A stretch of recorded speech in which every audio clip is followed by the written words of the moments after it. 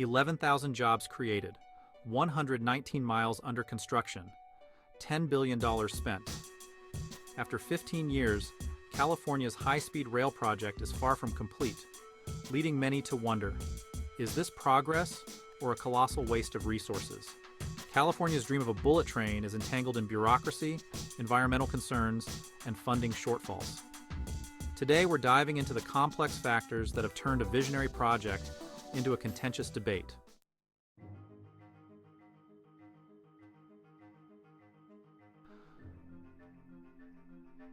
A Vision Derailed.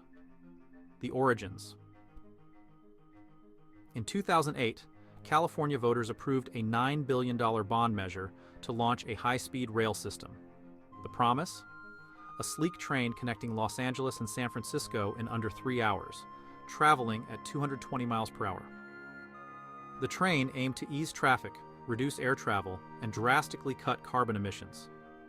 Supporters envisioned the project creating jobs, fostering economic growth, and positioning California as a leader in sustainable transportation. Projections estimated 117 million passengers by 2030, generating billions in revenue. But 15 years later, only 119 miles of the 800-mile plan are under construction, raising doubts about the project's future. California's history of innovative infrastructure and its tech leadership made it seem well-suited to tackle this challenge. Environmental benefits were a key selling point. The electric trains promised to cut 10 million metric tons of CO2 emissions annually. However, translating this vision into reality has proven more complicated than anticipated. The project has faced legal battles, geological challenges, and political opposition as costs soared and timelines extended.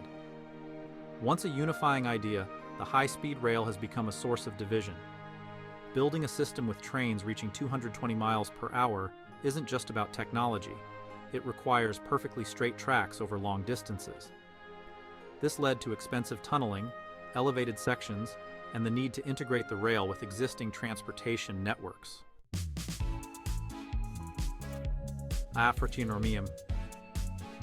Navigating geographic and bureaucratic challenges.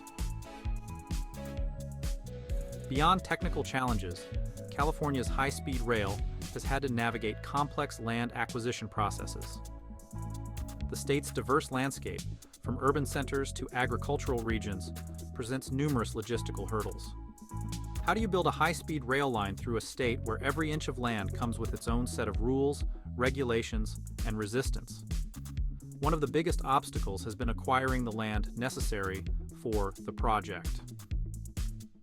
The California High-Speed Rail Authority needed to secure 2,300 properties for just the 119 miles under construction. As of now, 97% of the necessary land has been acquired, involving the relocation of over 1,800 utilities like telecommunications, electric, gas, and water lines.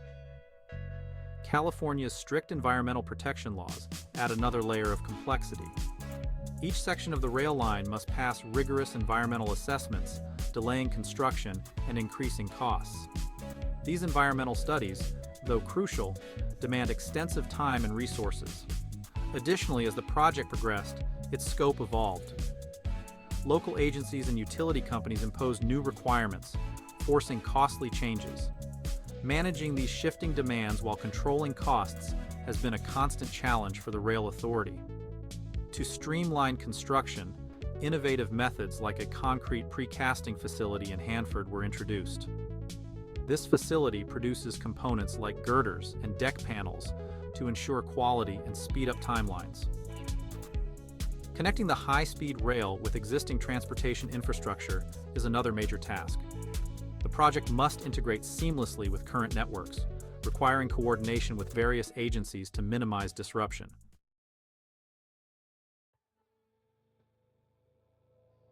The price of progress. Funding and cost overruns. The financial strain on the project has been severe. What began as a $33 billion plan now carries a projected cost of up to $128 billion.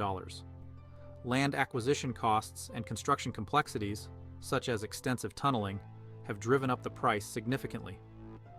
Labor costs, high in California due to strong unions and a high cost of living, have also contributed to the budget inflation. Delays have further increased expenses as labor, equipment, and material costs rise over time. California's regulatory environment complicates matters too.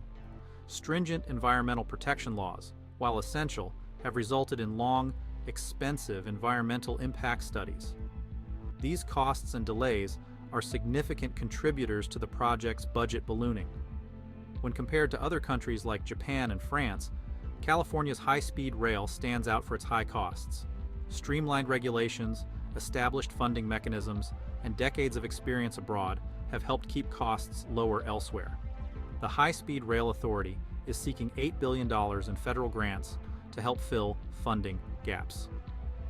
A recent $202 million federal award for grade separation projects is a start, but it's clear that more funding is essential if the project is to continue.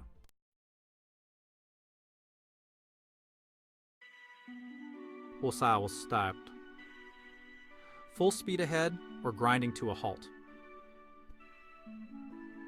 Despite financial woes, there has been progress on the ground.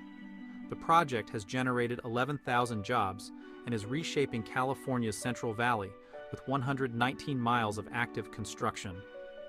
30 construction sites span 5 counties and 40 structures, including viaducts, bridges, and grade separations, have been completed. These structures are designed to support trains traveling up to 220 miles per hour. However, public perception remains divided. Critics point to cost overruns and delays, noting that the current progress falls short of the initial promises. While public support has waned, proponents argue that the long-term benefits outweigh the challenges. If completed as envisioned, the high-speed rail could alleviate California's traffic congestion. With Californians spending 1.2 billion hours in traffic annually, the train could reduce both car travel and emissions. Its potential to connect major cities could also promote economic growth and balanced development across the state. But the rail project isn't happening in a vacuum.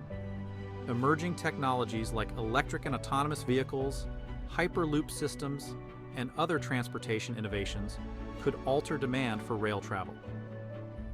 Will California's high-speed rail still be relevant by the time it's completed?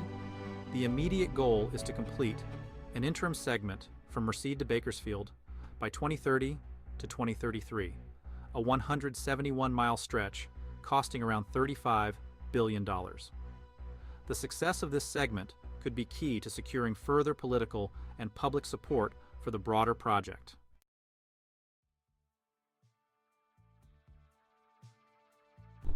Conclusion.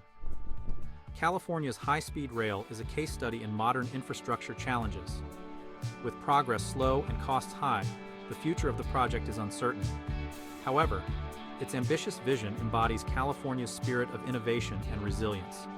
Will this project revolutionize American transportation or serve as a cautionary tale? Time will tell if the lessons learned here pave the way for smoother infrastructure projects across the nation.